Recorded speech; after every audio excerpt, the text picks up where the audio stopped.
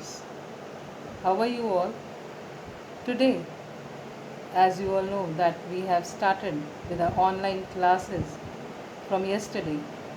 So this is my first class after a long pause, or you can say vacations.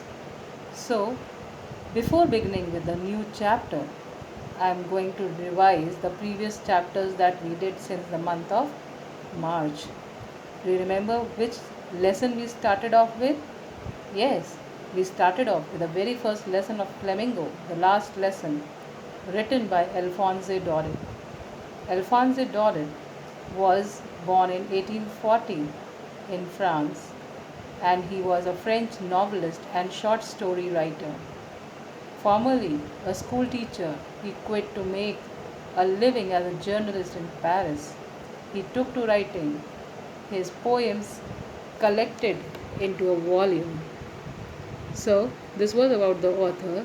Now, we'll begin with the introduction of the chapter. I'll tell you the main points or give you the introduction of this chapter.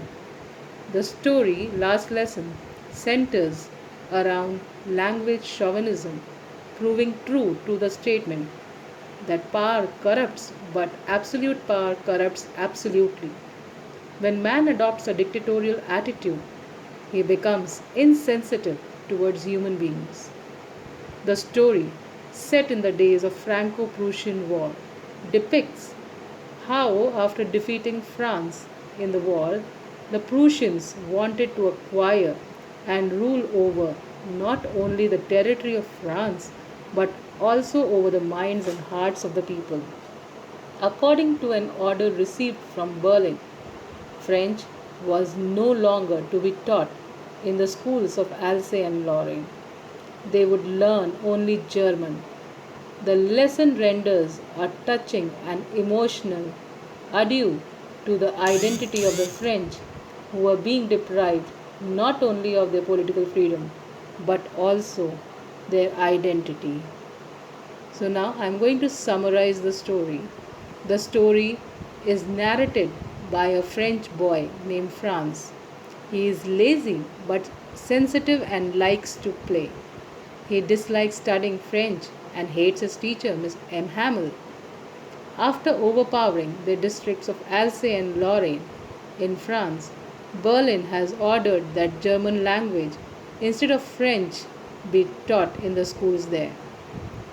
It is the last day of their French teacher, M. Hamel, who has been there for 40 years.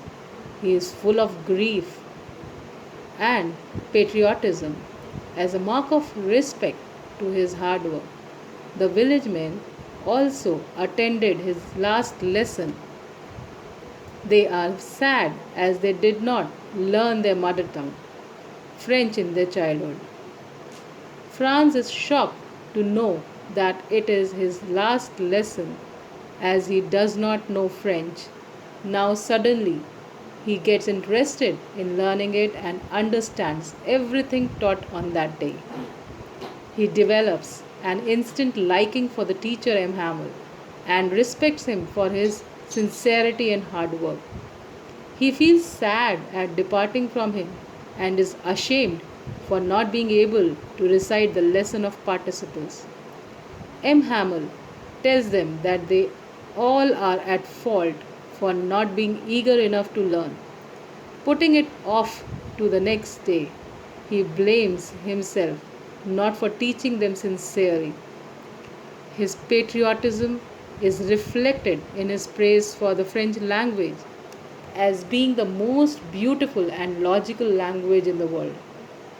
He tells the class to guard their language as being close to one's language is the key to escape from the prison of slavery. It will help them getting free from the Germans. They realize the importance of learning their mother tongue and that they have been defeated by the Germans because of their illiteracy. Franz feels that it is not possible to take away one's language from a person as it is natural to each being, may it be the coo to the pigeons or French to the Frenchman. France feels that it is impossible to remove one's language from a person. This is because it is something that is natural to a person. This means that no matter how hard the opposition may try, they will fail to remove one's language. So, what is the conclusion of this story? The last lesson summary reflects on the importance of one's language for any race and why it is crucial to safeguard it. So, this story has two themes and sub themes. The theme of the story, the first theme of the story is linguistic chauvinism, and the second is the pain inflicted upon the people after the region has conquered and the right to use their native language is taken away. And the sub theme is the attitude of the students towards learning and the parents' attitude towards the education. So, this was all in the story. Now we'll move on to the next chapter.